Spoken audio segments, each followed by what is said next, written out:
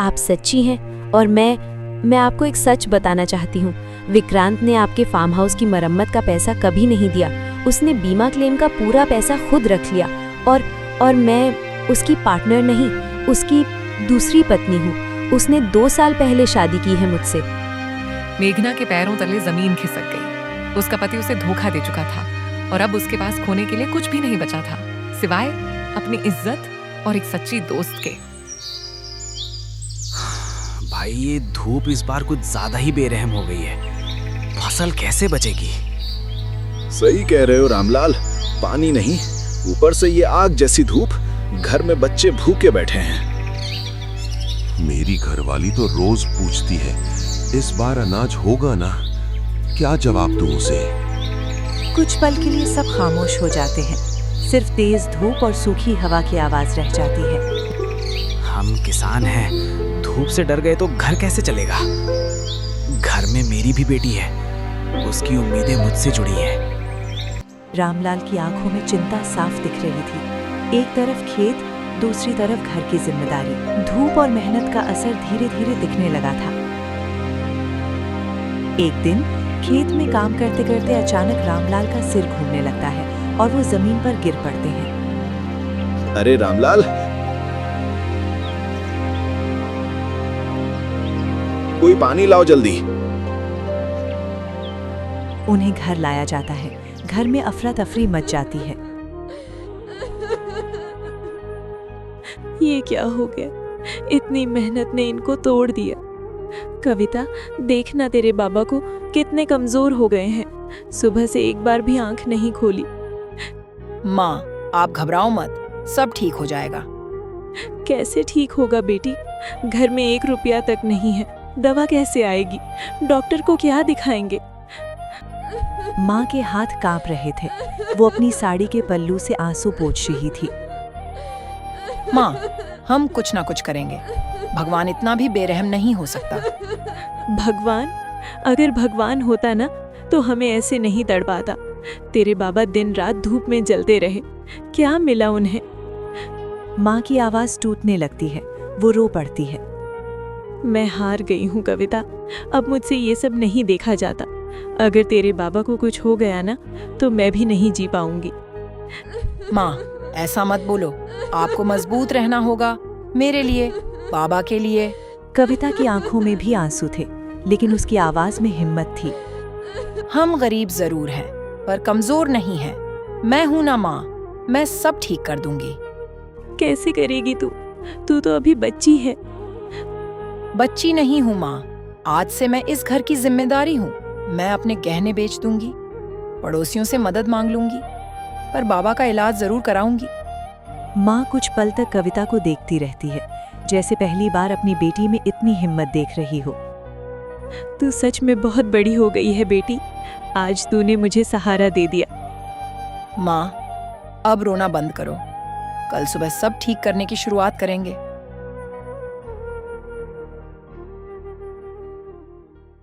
महानगर के सबसे ऊंचे पहाड़ी इलाके में एक विशाल कोठी के शीशे के दरवाजे खुलते हैं। मेघना सिल्क के ड्रेसिंग गाउन में अपने टेरेस पर खड़ी है, नीचे फैले शहर को निहारते हुए। उसके पीछे एक नौकर चुपचाप ट्रे में नाश्ता ले खड़ा है।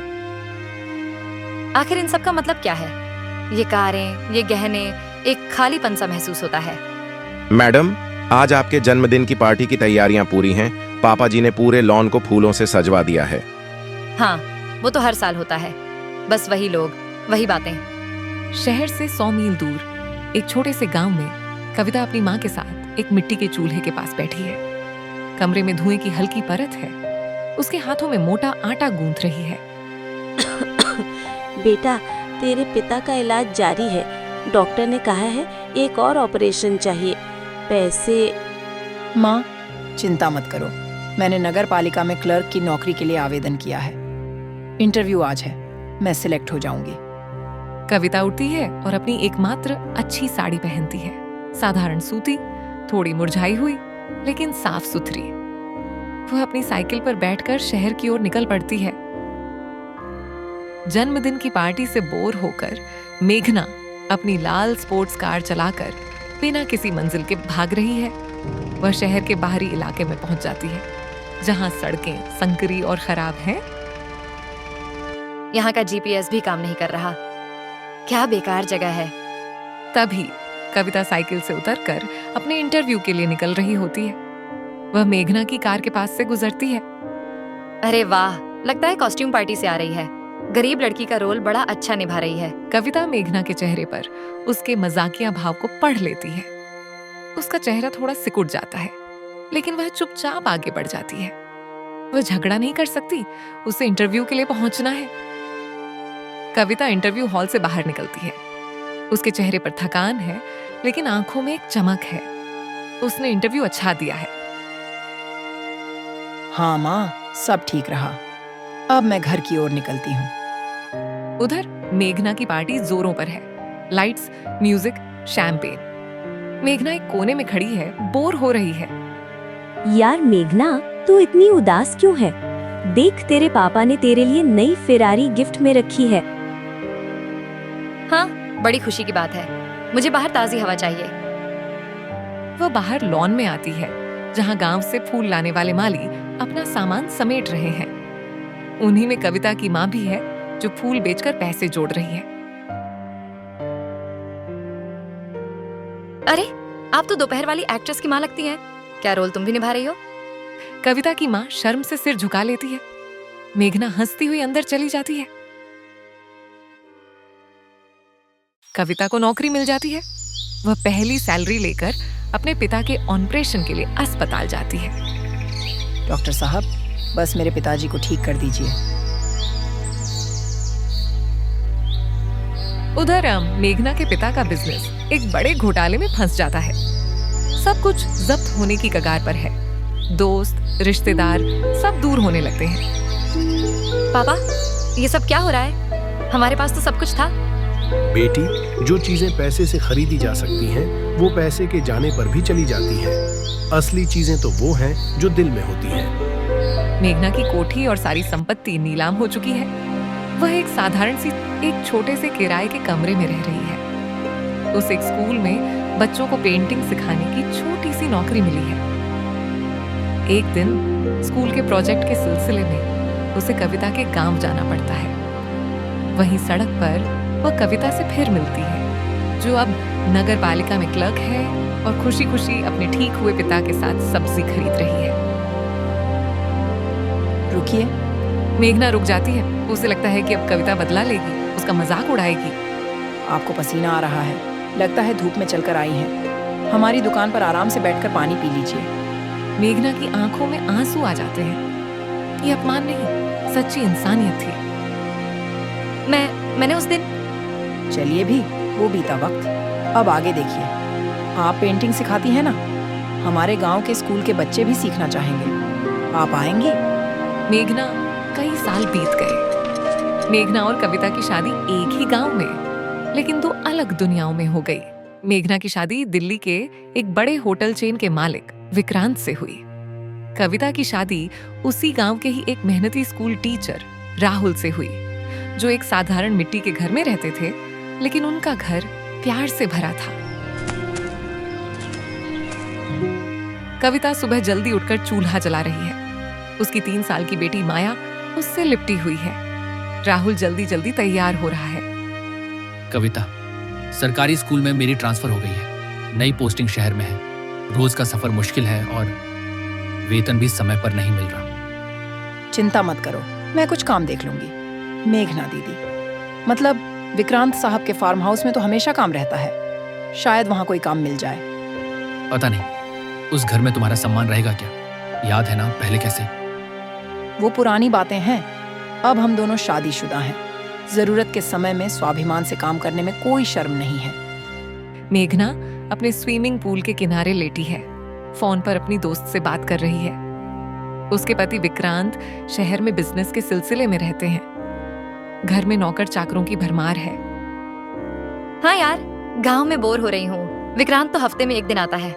बस पार्टी करवाने और नए नए शॉपिंग कलेक्शन देखने में वक्त कट रहा है। तभी नौकर आकर खबर देता है कि एक औरत काम की तलाश में आई है।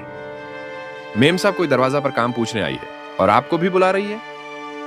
मेघना बाहर आती है तो सामने कविता को देखकर थोड़ा ठिठक जाती है। अरे कविता, तुम काम की तलाश में? भला तुम्हें क्या आता है? मैं घर का सारा काम कर लेती हूँ, खाना बनाना, साफ सफाई, बच्चों की देखभाल, जो भी काम देंगी। हाँ, वो तो तुम गरीब घर की बहू हो, सब आता ही होगा। ठीक है, रसोई में सहायता चाहिए, कल से आ जाना। मगर यहाँ समय की पाबंदी और सफाई का ध्यान रखना। मेरे घर के स्टैंडर्ड बहुत हाई हैं।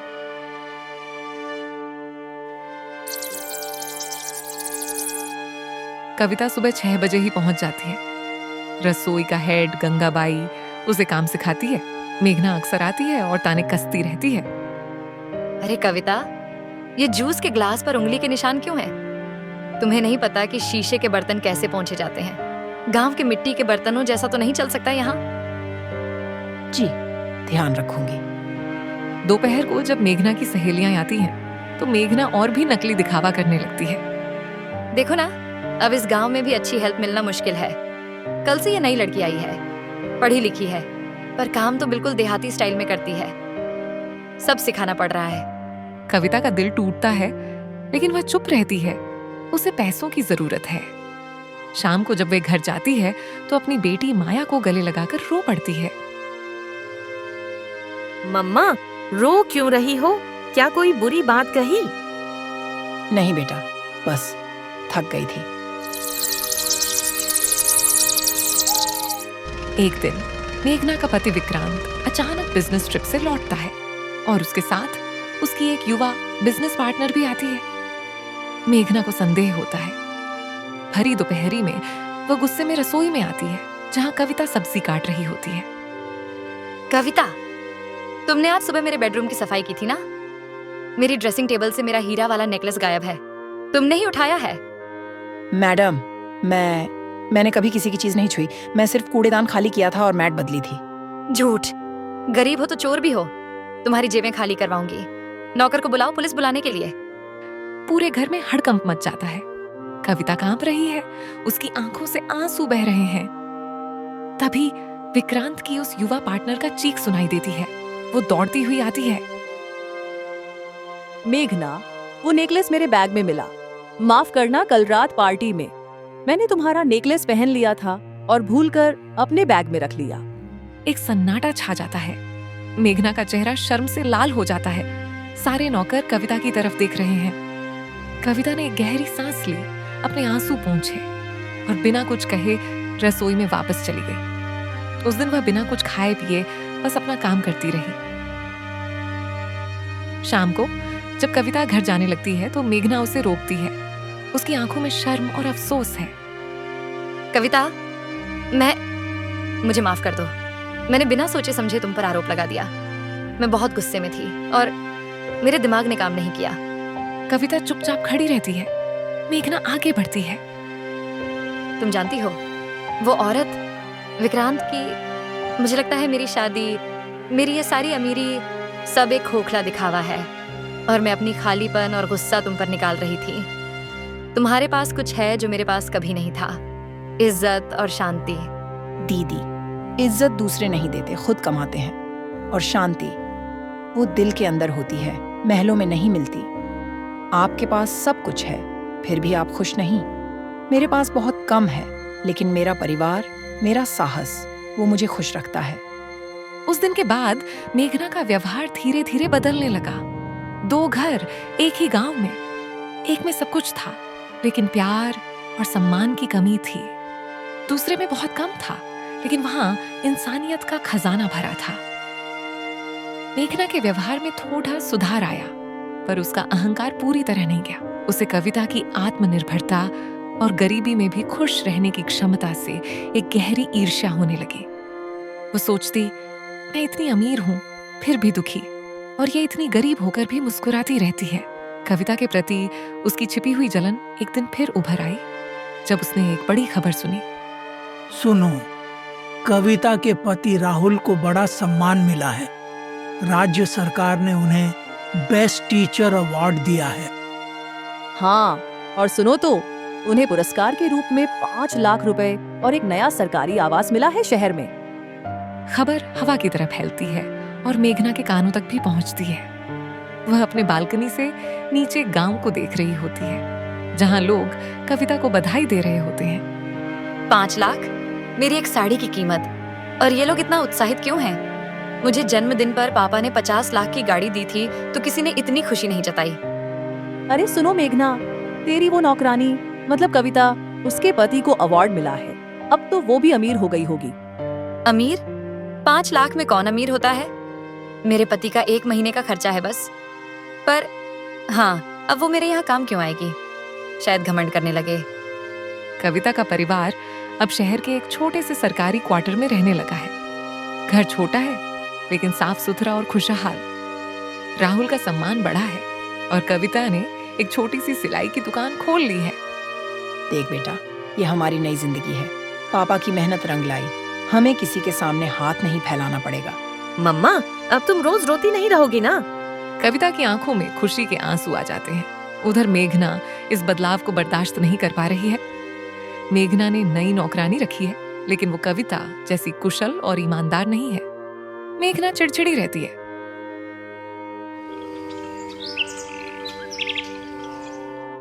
एक दिन उसने सुना कि कविता गांव में अपनी ससुराल वालों से मिलने आई है। गंगाबाई, कविता को संदेश भेजो कि मुझे उससे जरूरी काम है। उसे अभी आना है। कविता आती है, अब आत्मविश्वास से भरी हुई।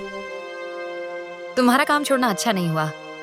देखो, नई लड़की ने मेरी फेवरेट साड़ी में इस्त्री करके जला दी है। तुम्हें आकर इसे ठीक करना होगा। मेघना दीदी, अब मैं यहाँ नौकरी नहीं करती। मैं अपनी दुकान संभालती हूँ। आप किसी और को ढूंढ लें। ओह, अब तो बड़ी बन गई ना। 5 लाख का लालची पैसा मिला ना, इसलिए नाक ऊंची हो गई। याद दिला दूं, तुम्हारा वो पुरस्कार भी मेरे पति के दान दिए हुए ट्रस्ट से आया है। हमारा पैसा है वो। यह झूठ था। मेघना बस जलन में बोल रही थी। कविता का चेहरा गंभीर हो जाता है। मेघना दीदी, मेरे पति को यह सम्मान उनकी 15 साल की मेहनत से मिला है, किसी के दान से नहीं। और हाँ, मैं नौकर नहीं रही, इसलिए नहीं कि मुझे पैसे मिल गए, बल्कि इसलिए कि मुझे मेरी इज्जत और मेरे हुनर का सही मूल्य मिल गया है। आपको शुभकामनाएं। इतना कहकर कविता चली जाती है। मेघना गुस्से से कांपने लगती है। मेघना की जलन हद पार करने लगी। उसने गांव में फैलाया कि कविता के पति ने पुरस्कार पाने के लिए रिश्वत दी थी। उसने कविता की सिलाई दुकान के आगे जानबूझकर एक बड़ा बुटीक खुलवा दिया, जहां सस्ते दामों पर कपड़े सिले जाते थे। बेटी, तुम्हारी दुकान से सिलाई महंगी है। नई दुकान वाले तो आधे दाम में कर देते हैं। चाची, मैं क्वालिटी का काम देती हूँ। मशीन से नहीं, हाथ से कसीदा कढ़ाई करती हूँ। लेकिन गांव के लोग सस्ते के चक्कर में मेघना के बुटीक की ओर चले गए। कविता की आमदनी घटने लगी।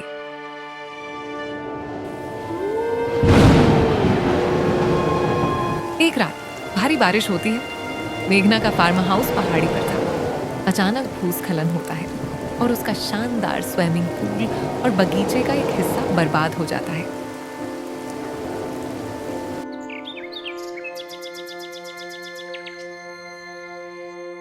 बीमा कंपनी ने जांच में पाया कि निर्माण में कमी थी और पूरा दावा ठुकरा दिया। मरम्मत में करोड़ों रुपए लगने थे। ये सब तुम्हारी शानो शौकत का नतीजा है। इतना पैसा बर्बाद। अब मैं इस घर में निवेश नहीं कर सकता। तुम गांव में ही रहो, मुझे शहर में बिजनेस संभालना है। विक्रांत शहर चला गया और मेघना टूटे हुए घर में अकेली रह गई। पैसे तो थे, लेकिन पति का साथ नहीं। नौकर भी कम करने पड़े। उधर कविता की दुकान चल निकली, क्योंकि लोगों ने महसूस किया कि उसका हाथ का काम बेहतर और टिकाऊ है।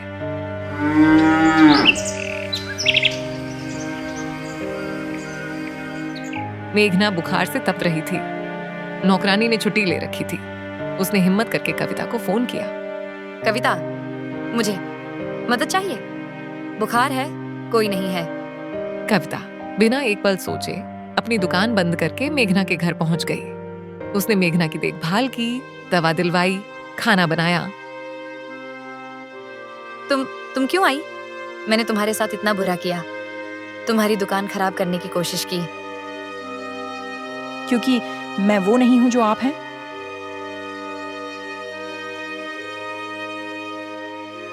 मेघना दीदी, और क्योंकि मुसीबत में इंसान की मदद करना मेरी फितरत है, न कि आपकी अमीरी या गरीबी देखकर। मेघना फूट फूट कर रोने लगी। इस बार शर्म के आंसू नहीं, पश्चाताप के आंसू थे।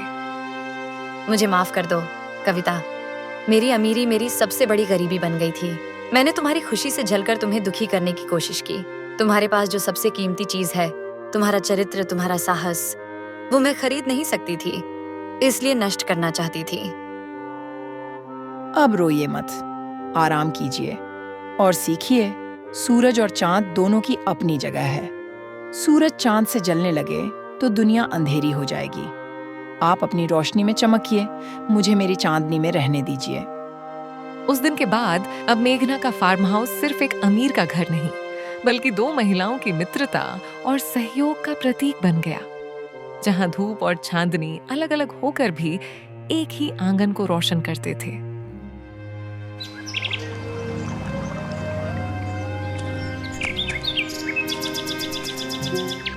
कविता और मेघना की नई दोस्ती गहरी हो रही थी। मेघना ने कविता की सिलाई दुकान के विस्तार में मदद की और कविता ने मेघना को सादगी से जीना सिखाया।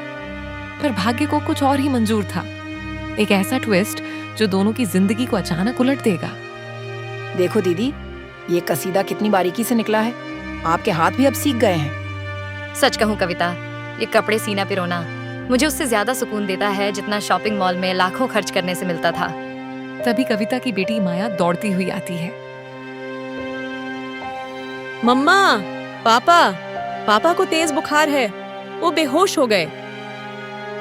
राहुल को आईसीयू में भर्ती कराया गया। डॉक्टरों ने पता लगाया एक दुर्लभ बीमारी जिसके इलाज के लिए बोन मैरो ट्रांसप्लांट की जरूरत थी। खर्चा करीब 40 लाख रुपए। डॉक्टर साहब, कुछ भी कर लें, मैं पैसे का इंतजाम करूंगी, बस उनकी जान बचा लीजिए। चिंता मत करो, मैं हूं ना, मैं सब इंतजाम करवाती हूँ। मेघना ने तुरंत अपने पति विक्रांत को फोन किया, लेकिन मेघना, तुम्हें पता है हमारी फाइनेंशियल कंडीशन? तुम्हारे उस फार्म हाउस की मरम्मत में ही करोड़ों चले गए। मैं इतना पैसा नहीं दे सकता, और वो भी तुम्हारी एक नौकरानी के पति के लिए। तुम पागल हो गई हो। वो नौकरानी नहीं, मेरी दोस्त है। और तुम तो। फिर फोन कट गया। मेघना ने अपने जेवर बेचने का फैसला किया, लेकिन विक्रांत ने सभी सेफ डिपॉजिट पर अपना कंट्रोल रखा था। उसकी अपनी पर्सनल सेविंग्स भी कम थी। मेघना ने एक अनोखा रास्ता निकाला। उसने अपने महंगे कपड़े और एक्सेसरीज की ऑनलाइन ऑक्शन शुरू की। सोशल मीडिया पर उसने एक वीडियो बनाया। मैं मेघना विक्रांत सिंह, मैं अपनी सबसे कीमती चीजें बेच रही हूँ। नहीं, फाइनेंशियल क्राइसिस में नहीं, बल्कि एक दोस्त की जान बचाने के लिए। ये मेरी डिजाइनर साड़ियाँ, ये गहने, सब बिकेंगे। हर रुपया मेरी दोस्त के पति के इलाज में जाएगा। वायरल हुआ वीडियो। मैं अपनी सबसे कीमती चीजें बेच रही हूँ। नहीं, फाइनेंशियल क्राइसिस में नहीं, बल्कि एक दोस्त की जान बचाने के लिए। ये मेरी डिजाइनर साड़ियाँ, ये गहने, सब बिकेंगे। हर रुपया मेरी दोस्त के पति के इलाज में जाएगा। लेकिन सबसे बड़ा ट्विस्ट तब आया जब विक्रांत ने एक काउंटर वीडियो डाला। मेरी पत्नी मेघना इमोशनल ब्लैकमेल का शिकार हो रही है। ये सब एक साजिश है पैसे ऐंठने की। मैं किसी भी अनाधिकृत ऑक्शन को मान्यता नहीं देता। मेघना का क्रेडिबिलिटी क्राइसिस हो गया। लोग उसे सस्पेक्ट करने लगे। उधर कविता के पति की हालत बिगड़ रही थी। मेघना हार मानने वाली नहीं थी। उसने अपना आखिरी और सबसे कीमती गहना, अपनी दादी का विरासत में मिला हीरों का हार, बेचने का फैसला किया। ऑक्शन हाउस में जाते समय उसकी मुलाकात विक्रांत की उसी युवा बिजनेस पार्टनर से हुई।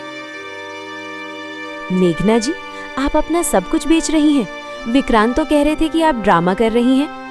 तुम्हारे और विक्रांत के रिश्ते से मुझे कोई मतलब नहीं। मुझे बस अपने दोस्त की मदद करनी है।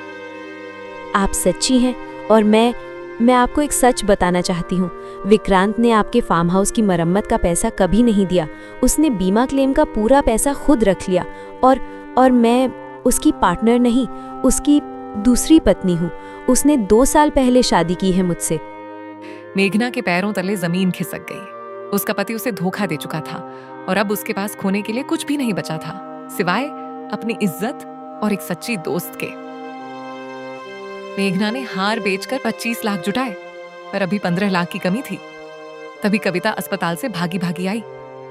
मेघना दीदी, राहुल का एक और टेस्ट रिजल्ट आया है। डॉक्टर कह रहे हैं उन्हें केवल 48 घंटे हैं, अगर ट्रांसप्लांट नहीं हुआ तो।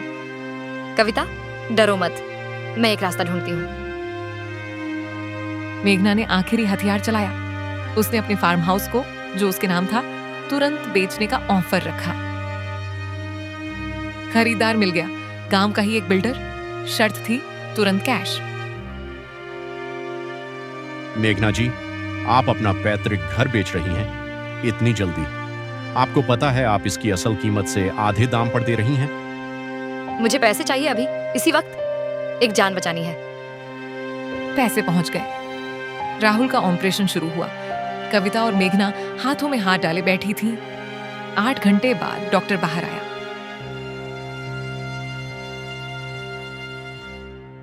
ऑपरेशन सफल रहा। राहुल जी सुरक्षित हैं।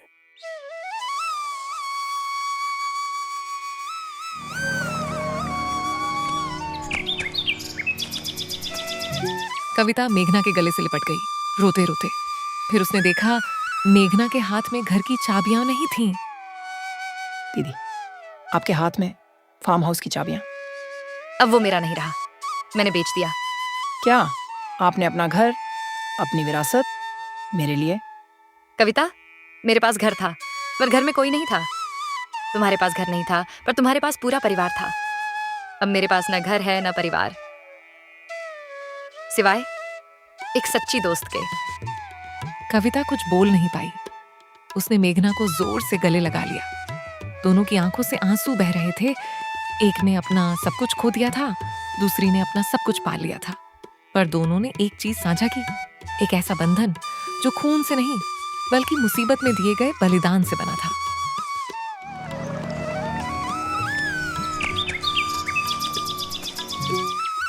मुझे अब कहीं जाना नहीं है कविता। आप मेरे घर आओगी, हमारे साथ रहोगी। ये मेरा घर नहीं, हमारा घर है। और एक दिन हम मिलकर नया घर बनाएंगे, मेरी सिलाई और तुम्हारी डिजाइनिंग से। दीदी, पीछे मत देखो, हमारा असली घर तो यहीं है, दिलों में बसा हुआ। हाँ कविता, तुम सही कहती हो। यही हमारा असली घर है और यही हमारी नई शुरुआत। 2 महिलाएं, एक बर्बाद शादी से, एक नई जिंदगी पाकर, और एक पुरुष जिसकी जान बच गई। ये तीनों अब एक ही छत के नीचे थे। मेघना ने अपनी अमीरी खोकर असली धन पा लिया था, प्यार और परिवार। और कविता ने अपनी गरीबी में हमेशा के लिए एक बहन पाली थी।